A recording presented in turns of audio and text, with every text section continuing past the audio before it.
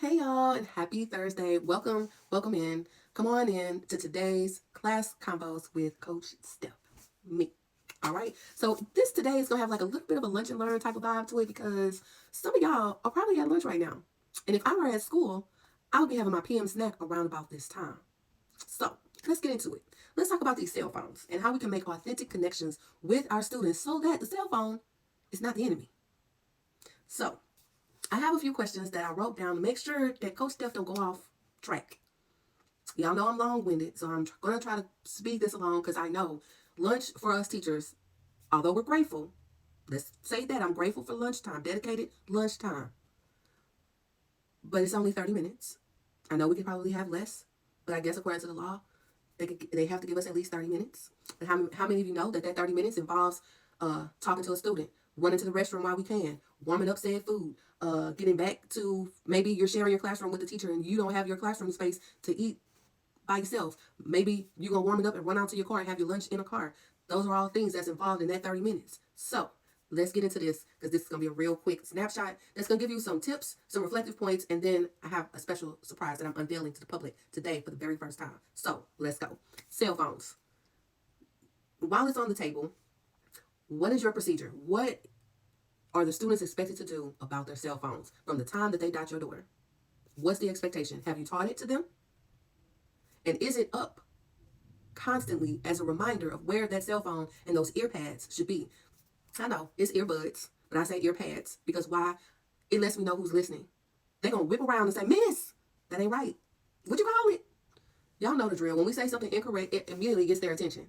So I want them to understand and know that I'm real, 100% real, that I'm going to walk you right on over there to the principal's office, let you turn your phone in to the principal, and then she gets to determine when you get that phone back, if you get it back, without your parent having to come pay for it.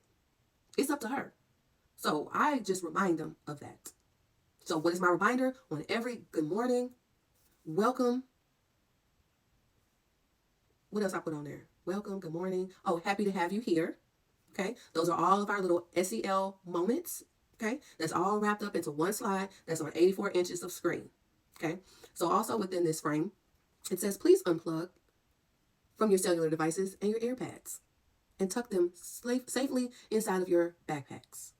Okay, now understand and know I am flexible because sometimes they might forget their password to something and it's on their cell phone. So students have been taught that you can freely get up, go to your backpack, although they still have to ask me, but that's okay. I know they do that because other teachers, they snap at them because they need to get something from their backpack. I'm not her. I just need you to make sure that you're standing on business when you get up in my room and you go to that backpack. Period. That's just like a rule. Expectation is that I don't want to see food in my computer lab at all. The only thing you can have is some bottled water. And tread lightly with the bottled water because if you drink so much water, that means you're going to have to go to the restroom. Okay, then you're going to miss out on instruction. Okay, so that's one thing. What is your process? What's your expectations? And have you taught that to the students? Is it a visual up in your classroom? That's number one. Number two, have you ever just taken a moment to have a conversation with your students? It might be a small group of students. It might be a whole group. I've done both. And I started off as a baby teacher, scared to even talk to them about my personal life because they said don't smile before December and definitely don't tell me anything personal about you. Well, those are two things that I don't do anymore. And life is much better. Next phase is how many times have you taken something that you've learned that your students like and inserted it into your lesson, like Minecraft? I know I have several students that love Minecraft. So because I have 84 inches up every single day, I have changed out the backgrounds. So the background is Minecraft one time. And they do notice. Okay? Also, you can insert in some project-based learning through like a portfolio of some type. Portfolios can go with any subject matter.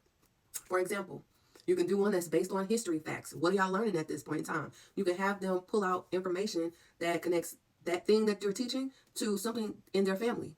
Have them create some type of a slide presentation using Google Slides if you're a Google school. If you're Microsoft, let them do a PowerPoint. Or you could give them options. You could do a PowerPoint, you could do a Google Slide, you could do a Canva slide. A lot of kids are gravitating towards Canva. All right, you could even set up your own class within Canva. Now, I don't know how many of you know it since we're on the Canva subject, but it is free for educators. So you can get the premium features for free as an educator. Look into it. The next phase of this is who's doing the talking? Who's really doing all the talking in your class? Is it you, the teacher, or is it the student? Because if you haven't incorporated anything that your students like into what you are saying, they're bored. They're like this. Real talk. So you want to have them talking as much as possible. Teach them how to talk. Because one of the things that I notice that our students do, and many other students, they can come up with them slides, honey. They can come up with a presentation out of this world. So teach them how to communicate what they are saying, whether it's verbal or it's written. Now, once you've had this come to Jesus with yourself in your reflection time, the key question here is who's doing the talking? During the class period, who's doing the most talking? What is the percentage? If your kids aren't doing the most talking, we need to revisit some things. And here's where I come in. I can help you.